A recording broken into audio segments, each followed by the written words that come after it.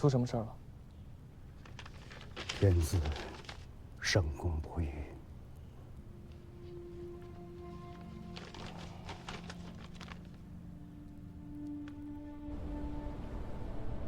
陛下圣公不虞，为大统计，请陛下颁布一制，册立太子。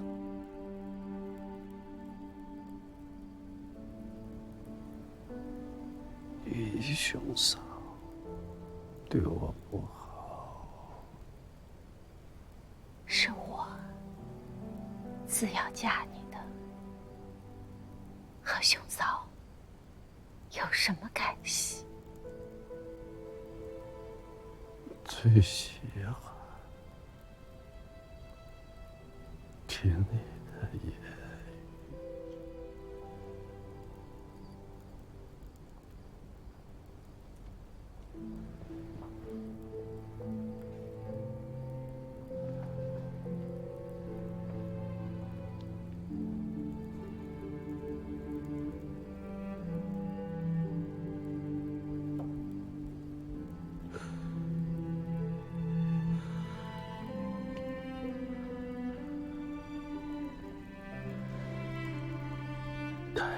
我从军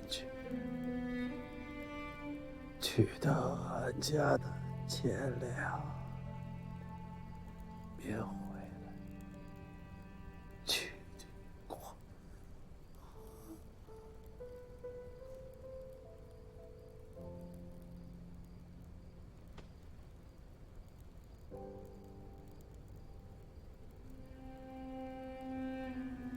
我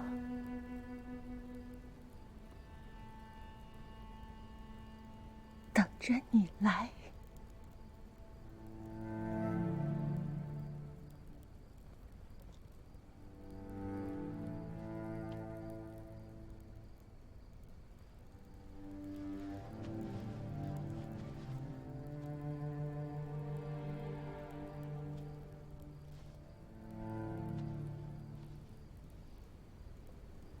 他走了。父皇，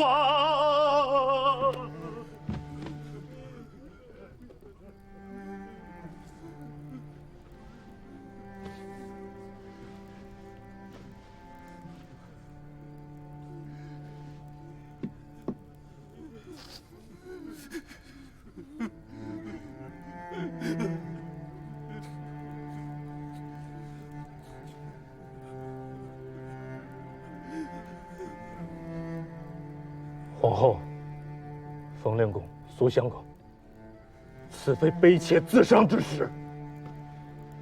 陛下大幸，国不可一日无主。周王任孝，国之长嗣，宣皇后与诸位丞相拟定一制，封周王以称大统。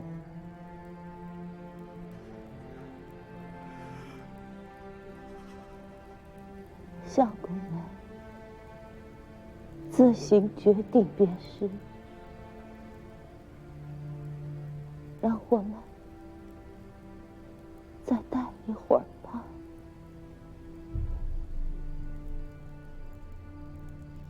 公元948年正月，后汉高祖刘知远病逝，烽烟初定的山河骤然失了主心骨。高祖次子刘承佑年方18，受遗命继位，为昭示程序，安定人心，沿用先帝年号前佑。然而主少则国疑，后汉政权自此步入多事之秋。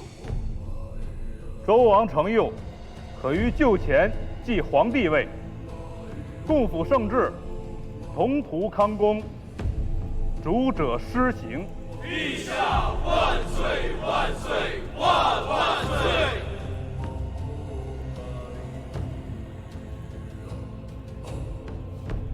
各位，拜见冯令公，拜见两位相公。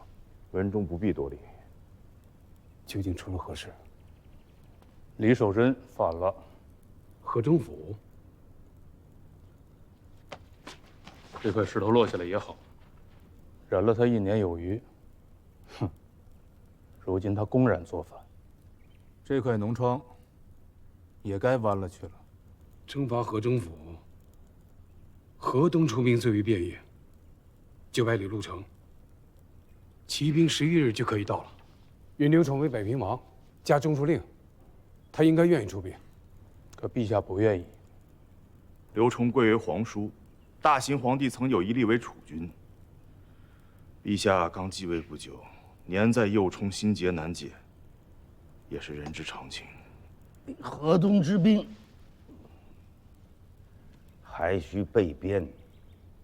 契丹是万甚之国，虽一时内争不止，然则百足之虫，死而不僵。有刘崇在河东一日，北边之兵便不可轻举妄动。若刘崇离开了太原，那镇守在云中的耶律踏烈、耶律狄禄，便会南下雁门，叩问虚实了。文仲，此番怕是要你亲自走上一遭了。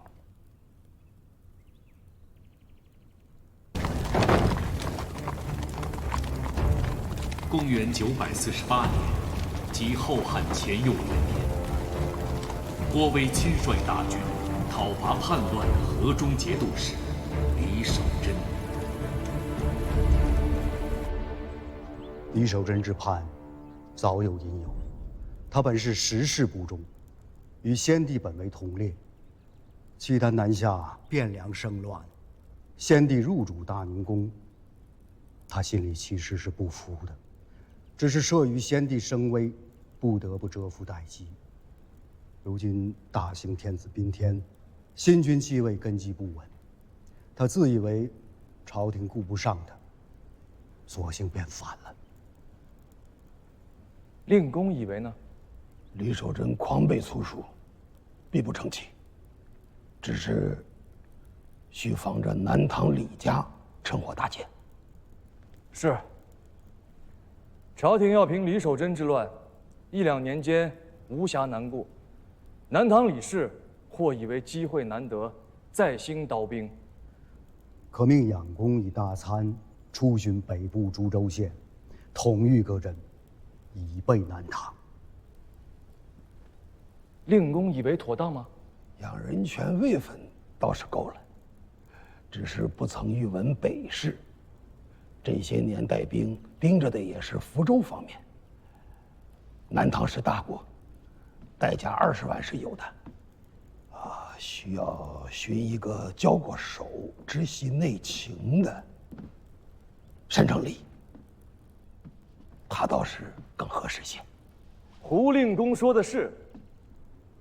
养公熟悉的是福州闽粤方向，山川河流、兵甲民情，皆与南唐迥异。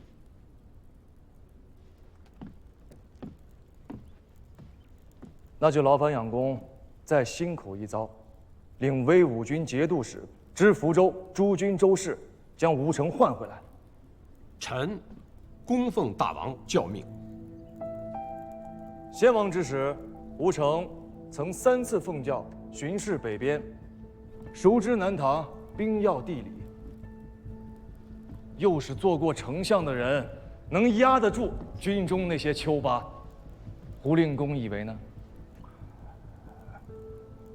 大王说的是，老臣却是把他给忘。那便这样定了，召吴成回王都，拜丞相，持节钺、都、中吴、宣德2镇及苏州、宣州、睦州、衢州，依锦军兵马，以备南唐。臣等奉教。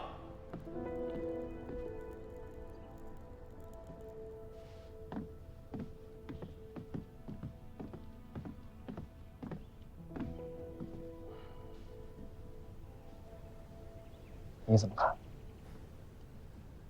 郎君做得很好，养大参确实不是合适人选。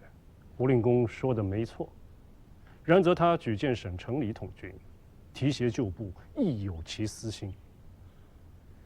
郎君召回吴相国，他是契里，亦是鸡年的宰相，在军中声威卓著，犹在养大参之上。有此人在北疆，南唐纵有所图，也必不能成事。两人权南下为威武军节度使，那丞相府中正好空出了一个参政的位置。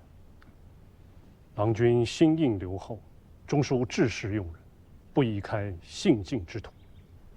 先生知我，先生国事早晚是要入相府的，只是不急在今日。我欲以先生为通儒院学士，随时所用，撰拟教文，以备咨询。还请先生不要推辞。敢不从命？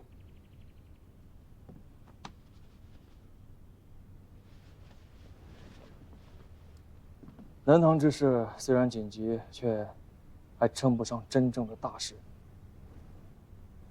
包税制，正是。台州包税之制行之已数月有余，藩库殷实，民用一丰。台州藩库仅去年1岁，便结余了8万民钱，10万匹绢。这还不算宁海博弈物的收益。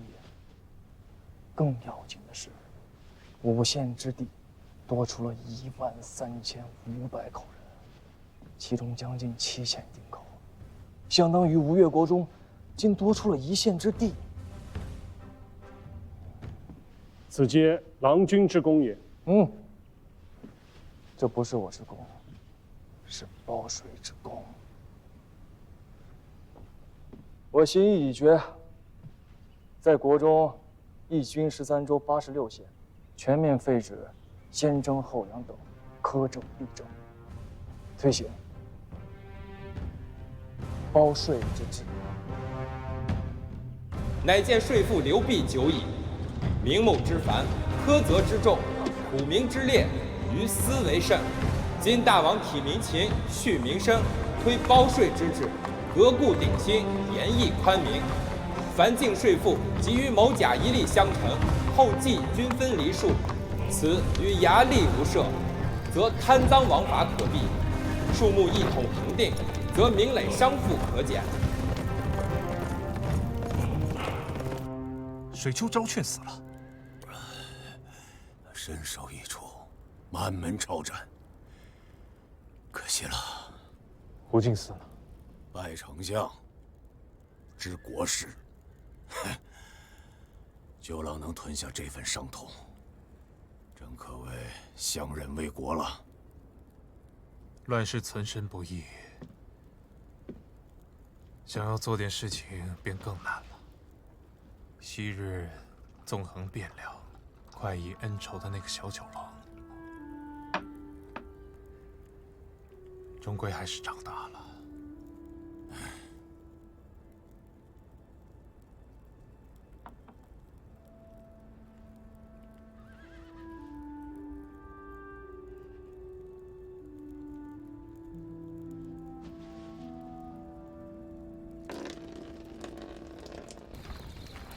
河中府为秦晋所悦，天下之一角。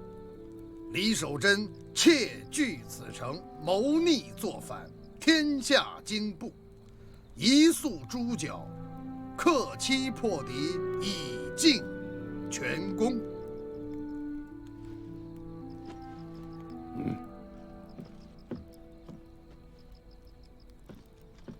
临行之际，官家命下官转告枢密，只要枢密能在30日之内克敌，官家为枢密准备了2镇节帅的仪仗，还有一个国公的爵禄。枢密，来人，在。擂鼓，巨将。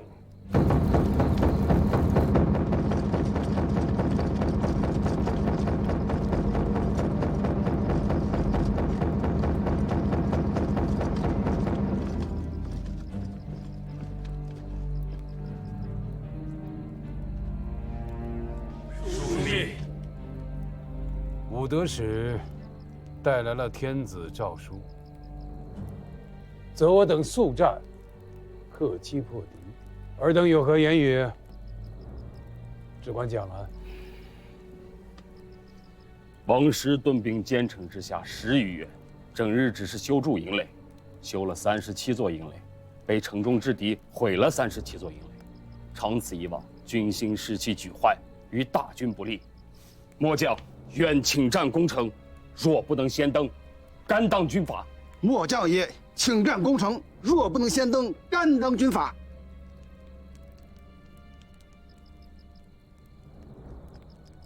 本帅有句话，请尊使带走天子。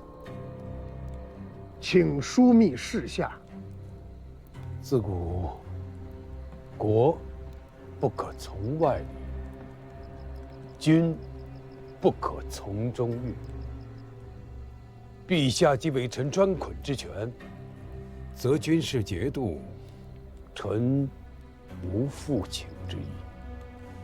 大军圣节之前，若再有诏来，必是伪诏，诈称天时之人，某必斩之。下官惭愧，今日方才知道了什么叫做圆融气度。枢密身担大事，若非如此，安能当天子托付之重？下官这便星夜回京，向天子复命。不知使君会如何向天子告明？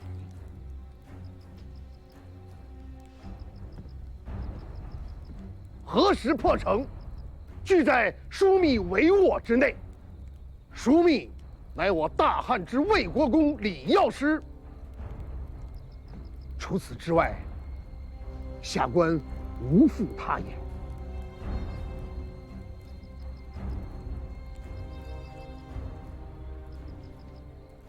尔等在军中，皆要小心遵奉枢密的军令。若有违令浪战者，便是枢密不计较，天子也会斩了尔等，以敬三军。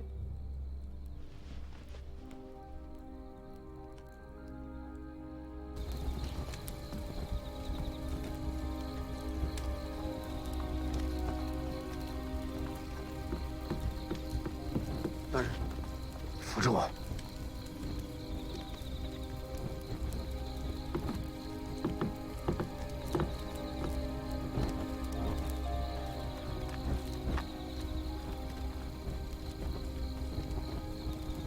回京。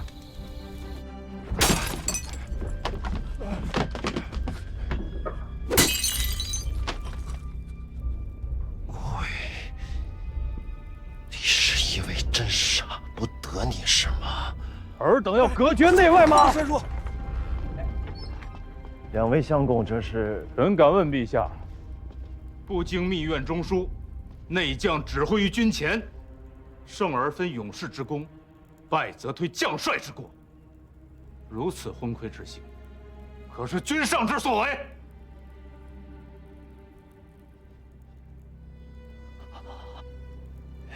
杨相公言重了，朕只是心急前方军事，并没有移国家叔父的意思。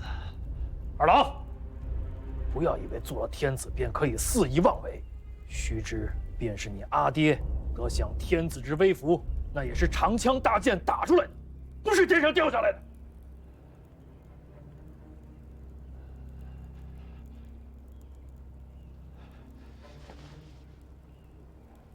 多承二位叔父教诲，侄儿知错了。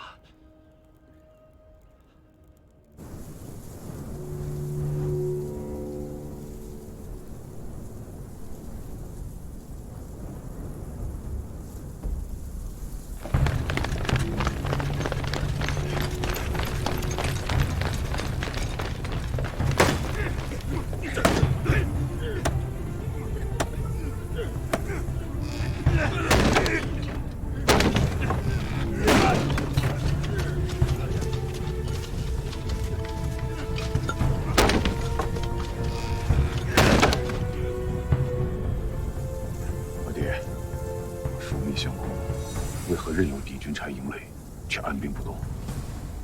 好好的学着下。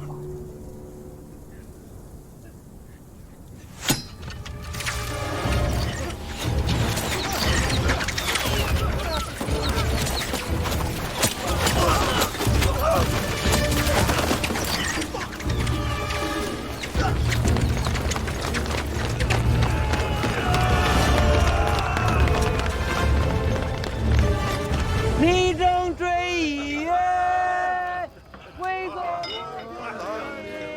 王身好远事，多须全尽醉。追者即之，欲马即欲马，欲前即前，若是亦不必。兄弟，你都喝起来，别拘着啊！来。你愣什么神呢？酒吃不下了，便去夺甲，前去战败。我是想不明白，这打的什么仗？虽说小胜了一场，可是咱们的营垒叫人家给拆了，这许大一片营垒，修建起来至少得半个月的光景。真不知道枢密相公这葫芦里卖的什么药。若是没有这座营垒，又何来今日的数百斩首之功呢？这么大一场仗，几百个人头算得了什么？那城中至少还有几万兵马，几百的砍，什么时候是个头？你好阔气啊！几百颗首级的战功，到你口中，都成了不算什么。你可知，这几百颗人头，便是下面的这些军校将变的衣食粮饷，是他们的前程绝路。若没有这些功劳吊着，数万大军的军心，靠什么来维系？好，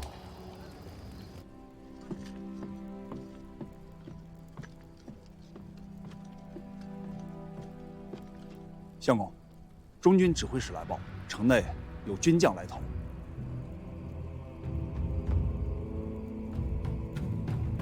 知道了。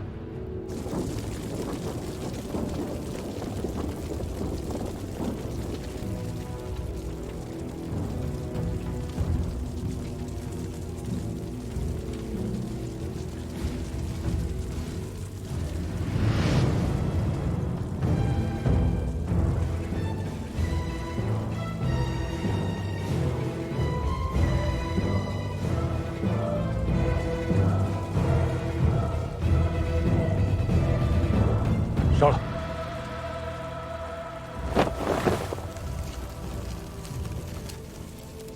这火是李守贞自家放的。是，城池将破，他自知不容于朝廷，所以纵火自焚。他在自焚之前，站在屋脊上大喊：“非败于战士，实败于人心。”